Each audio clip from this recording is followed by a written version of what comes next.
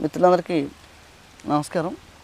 ఈరోజు చూసుకుంటే అండి, ఇప్పటికే దేశవాళీ బియ్యాల్లో 5 రకాల బియ్యాలు కూడా మనం మిక్స్ చేసి దాన్ని మిక్స్డ్ రైస్ కింద పేరు పెట్టి ఇవ్వడం జరుగుతుంది. దీంట్లో ఇక్కడ చూస్తే మిత్రులారా, ఈ మిక్స్డ్ రవ్వ కూడా మనం తయారు చేసుకోవడం జరిగింది. ఇందులో మనకి ఏమేమి ఉన్నాయండి మిత్రులారా, బహురూపి, నవార, కులాకరు, కాలాబట్టి, మాపెళ్ళ సాంబాయి. ఇక్కడ మీరు ఒకటి గమనించాలి మిత్రులారా, ఇది మిక్స్డ్ రవ్వ దేనికి వాడుకోవచ్చు? ఇడ్లీకి వాడుకోవచ్చు, ఉప్మా కింద వాడుకోవచ్చు, రవ్వ కేసరి చేసుకోవచ్చు.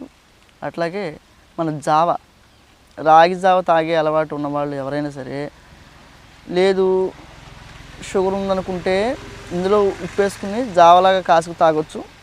లేదు షుగర్ లేదండి, మామూలుగా చేసుకుంటామంటే బెల్లం వేసుకుని జావలాగా కాసుకు తాగొచ్చు.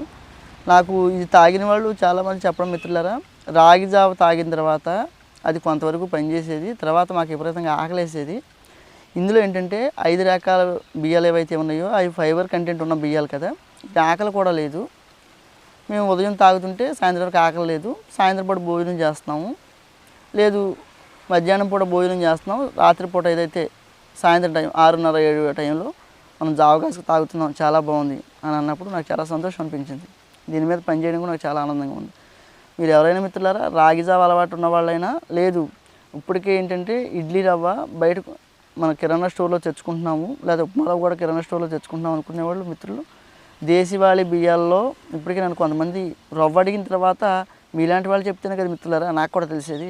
మీలాంటి వాళ్ళు రవ్వ కావాలన్నప్పుడు రవ్వ ఏం చేద్దాము అంటే బహురూపి రవ్వ చేద్దాము, ఇంకో రవ్వ చేద్దాం అనుకున్నప్పుడు నాకు ఈ ఆలోచన వచ్చింది. ఇప్పటికే కూడా మిక్స్డ్ రైస్ గురించి మనం పనిచేయడం జరుగుతుంది, మిక్స్డ్ రవ్వ గురించి ఎందుకు పనిచేయకూడదు అని ఒక ఆలోచన వచ్చినప్పుడు ఖచ్చితంగా దీని గురించి పనిచేయాలనుకున్నప్పుడు ఇది ఎలా చేశానని కూడా మీకు చెప్తాను మిత్రులారా. మీ దగ్గర దేశవాళీ 5 రకాల బియ్యాలు ఉంటే మీరే చేసుకోవచ్చు ఇంట్లో.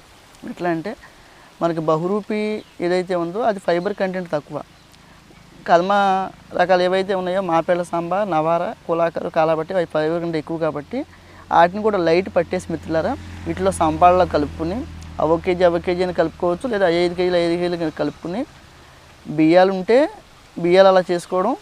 ఇది ఏదైతే ఉందో